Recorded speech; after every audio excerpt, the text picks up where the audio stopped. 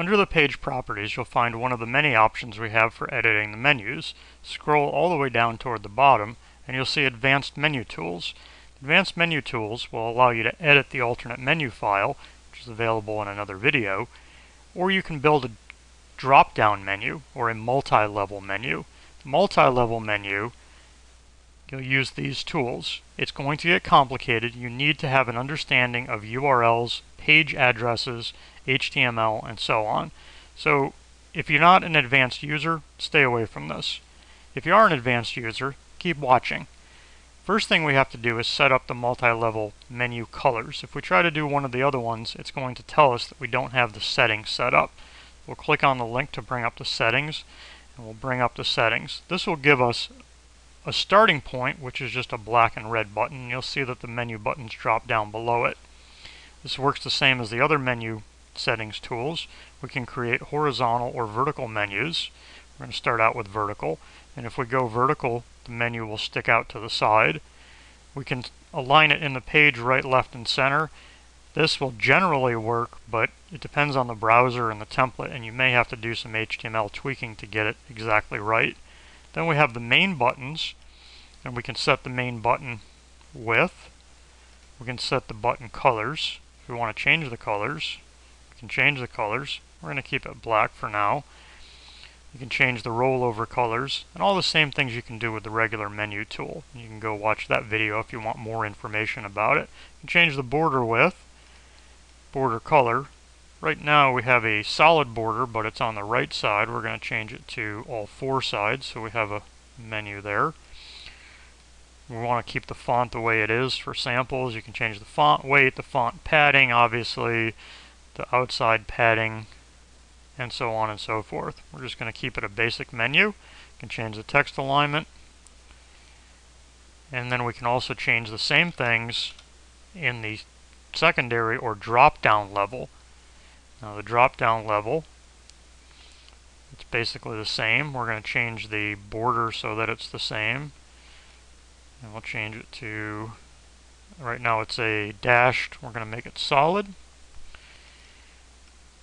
And the font looks good, everything looks good. It's about the same as the main menu. Go ahead and submit this and save the menu. Back on page properties, and we'll go down to edit the multi-level menu tree. Sorry, go back to make a new multi-level menu tree.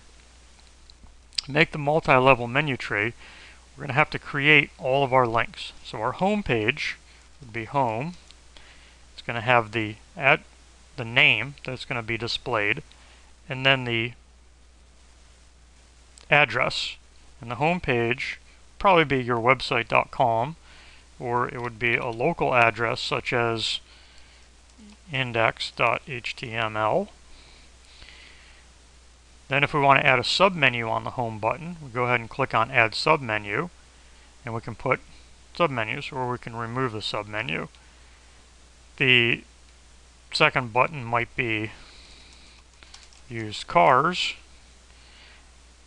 and we may not want to link that, or we could link it to a used car page.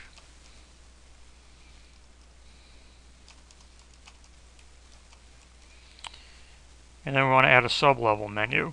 Let's say we have a Toyota.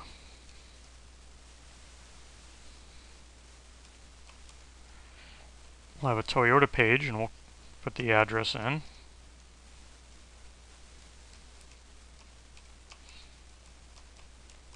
And again, all these addresses, we can create additional submenus. We can keep going and keep creating more or remove them. We're not going to do links in here. We're going to put Chevy, Pontiac, and we'll just put in a placeholder here so that we can link it. So we've got just the home page and then a used cars page. Let's just do a contact.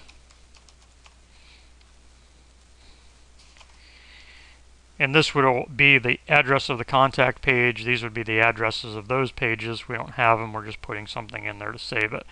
You click on Make Menu, take us back out to the main page. If we go out and we look at our website, we have the text links, and we'll refresh it and see what we've done with our menu builder.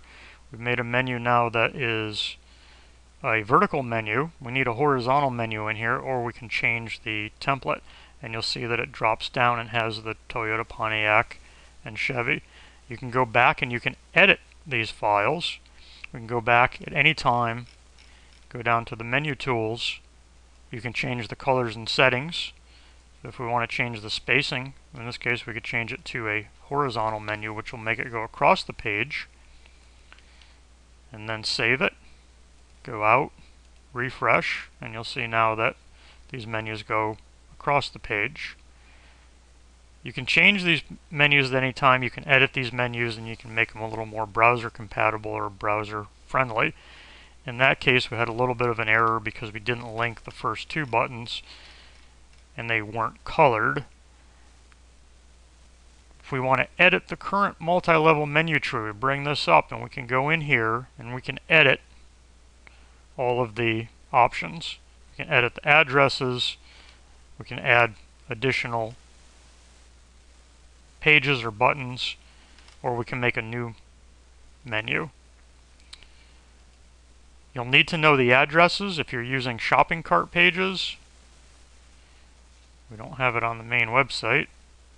If we go to our shopping cart pages and we view our items, and we want to look at the item, the address here in the address bar is the address of the item. That is the URL.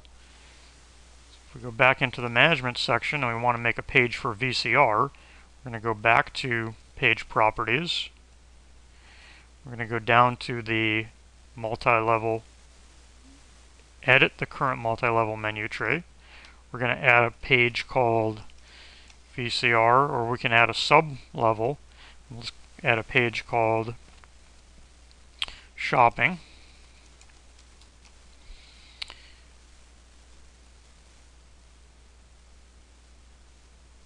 And then we'll have the URL is shopping.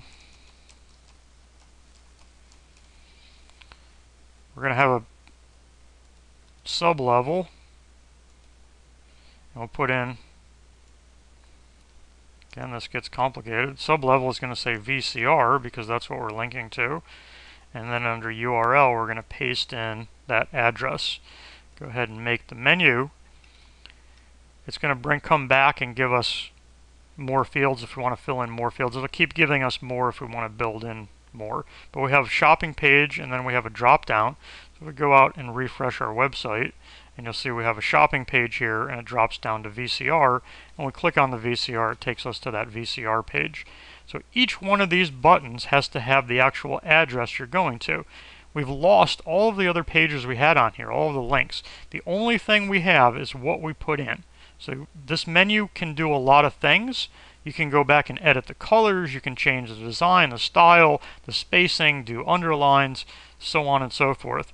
But you have to know the addresses of the pages. This gets complicated. There are issues with different browsers, there are issues with up and down menus and sideways menus, and you may have to go in and actually edit the menu file. What this is doing is it's building for the advanced users, the page properties.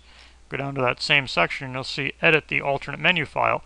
It's building this file over here, the CSS file. There's JavaScript in it, and you can see it's quite an extensive file. This is what we're building using the tools. You may have to go in here and adjust some of these items manually to get it exactly the way you want it.